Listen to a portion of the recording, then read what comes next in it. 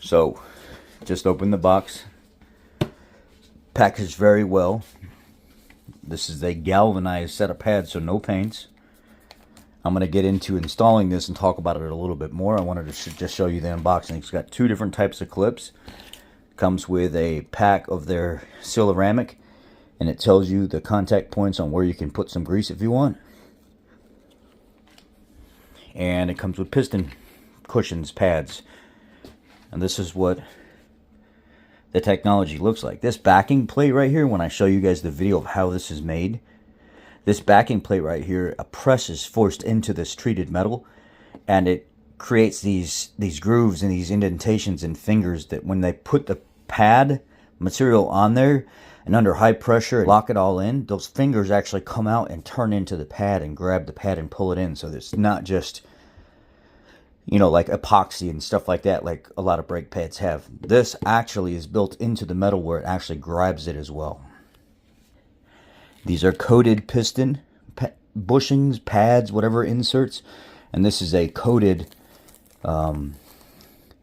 backing plate for these brake pads. And because there's no paint and it's treated galvanized metal, they don't rust.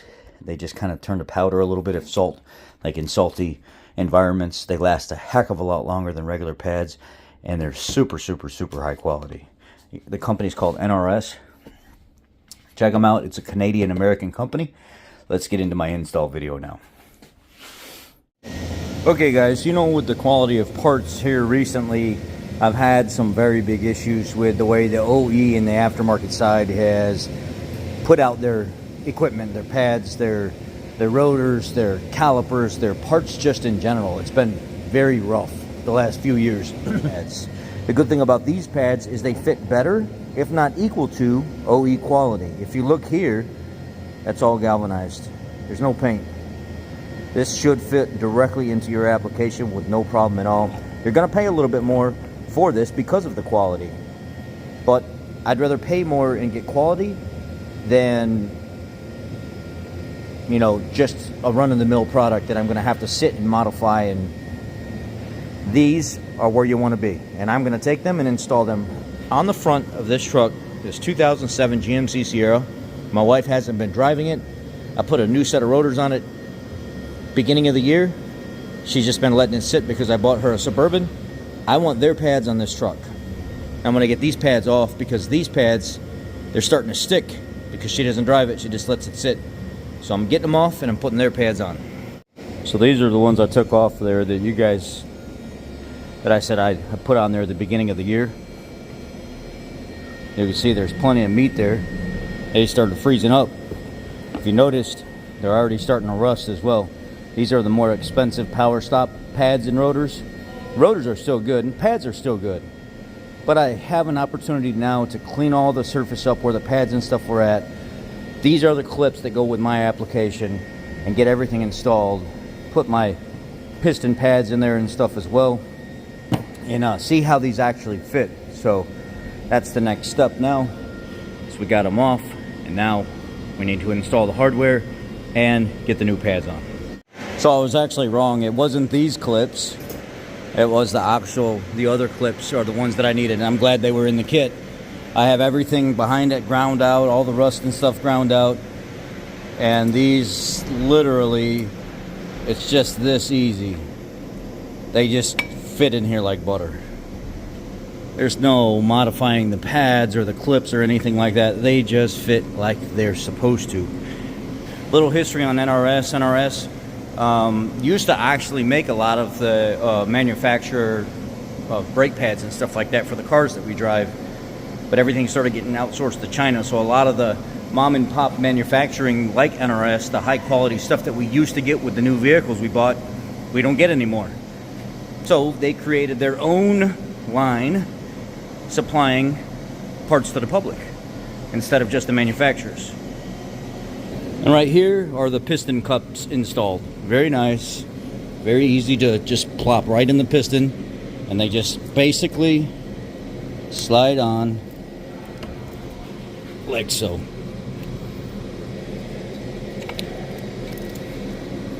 And that's it.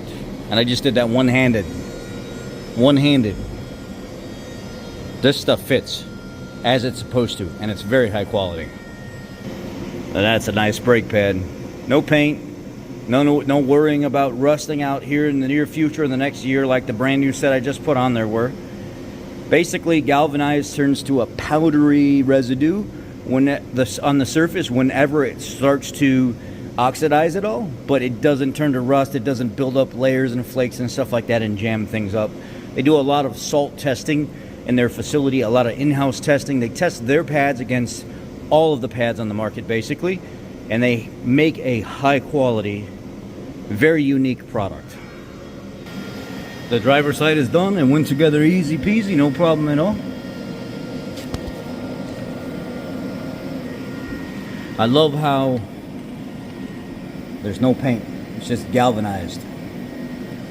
So for those of you looking for the kit number and what's in the kit, there you go.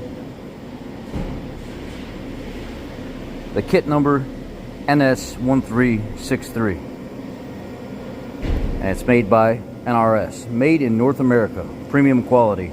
You're gonna pay a little bit more for these, but you're paying for what you get. Honestly, this thing is stopping really good. The pads are awesome.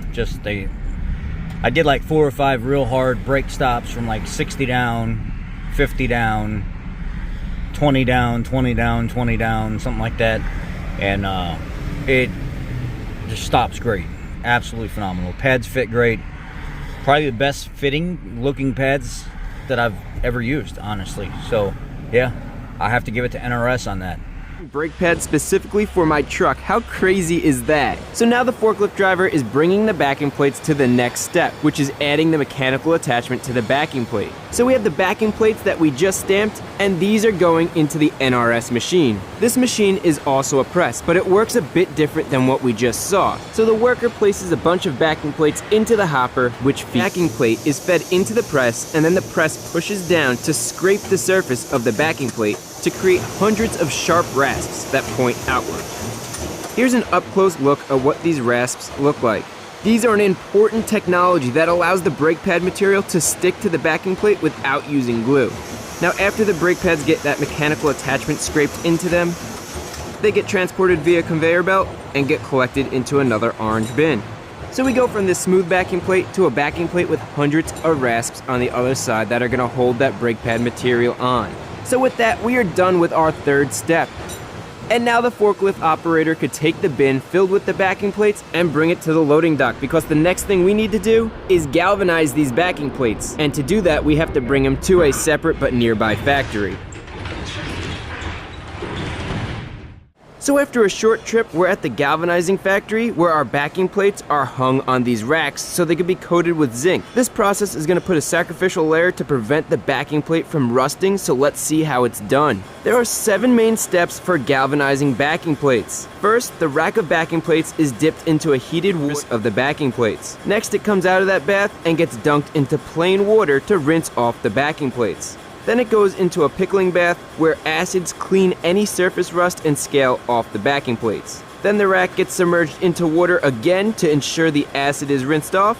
And now the backing plates are placed in an aqueous solution, and an electrical current is run through them so the zinc ions attach to the backing plates. Now the zinc is bonded to the surface of the backing plate in a thin, even layer to provide rust resistance. Then the rack goes into a post-treatment sealer, which improves corrosion resistance. And finally, the last step is to do one last rinse in plain water and pull it out to let it dry. After it dries, all the backing plates are officially zinc coated and therefore rust resistant and ready for the next step. So let's head back to the brake pad factory. And back at the brake pad factory, our freshly zinc-coated backing plates are about to look like a brake pad, because the next thing we're gonna do is add the brake pad material. Now there are 3 main ways to add friction material to a backing plate. And the first method, which this factory doesn't do but I wanted to cover, is gluing the friction material. This is actually really common for brake pad manufacturers to do. They get a bare piece of metal because you can't have galvanization because the glue won't stick to it. You also don't have that mechanical attachment. You have a nice flat bare piece of metal, and they use heat and pressure to glue the friction material onto the pad. Now, since it's not galvanized, it can't be protected by rust, so what they do is they paint it. So you get a painted pad like this. Now, this is what my truck was using, and this is common on many aftermarket pads. Now, the second method is molding the friction material. This factory does do that, and what they do is they get a mold, they put the backing plate in there, they pour the friction material in, and then they use heat and pressure to cure that friction material against the rasps, against the backing plate, so that mechanical attachment holds it in. And then for the third method, this is called the fusion process. It's the newest technology in the brake pad industry, and we're about to get a sneak peek, so let's go check it out. What you're looking at is the fusion machine, and here's how it works. First, the worker places the friction material into the holder, followed by the backing plate with the mechanical attachment facing down into the friction material. Next, the fusion machine rotates and brings the backing plate and friction material to the press. The press pushes down with 1200 psi of pressure to join the friction material and backing plate as one solid piece. There's no heat used here. Instead, the sharp mechanical attachment on the backing plate is pushed into the friction material, and then it slightly bends, hooking into the friction so it can't come off. Finally, the machine spins again, and a vacuum picks up the brake pads and places it on a conveyor belt to be brought to a worker who will package the brake pads. This is a much cleaner and more efficient method than gluing the friction material or even molding the friction material. And there we go, our friction material is on our backing plate, but there's one more step we need to do. And that is make the brake pad shim, which starts out as this rubber-coated coil of steel, which is straightened out and makes its way to the press. The press then stamps out the brake pad shim, and these shims are used to isolate the brake pad from the caliper to keep the vibrations and noise down. So let me show you one of these up close. All it is a thin rubber-coated piece of metal that goes on the backing plate, and that's all you need to make the brakes a little bit quieter. Now, while it's simple, it's important, so let's get it on the back of our brake pad, and all you have to do is snap it on. Good. Now we've officially made our own brake pads from start to finish. So let's package them up, getting all 4 brake pads in here, as well as the stainless steel brake hardware and the piston cushions. And now let's fold the box up and close it. But we aren't done yet. The last step in the brake manufacturing process is done here at their research and development and testing facility, where they have a brake dynamometer, they have a shear test machine, they have a saltwater corrosion chamber. So what we're going to be doing is we're going to be testing the brake pads that we made, and as a little comparison, we have some painted brake pads just to see the difference. So let's go get these on the dyno.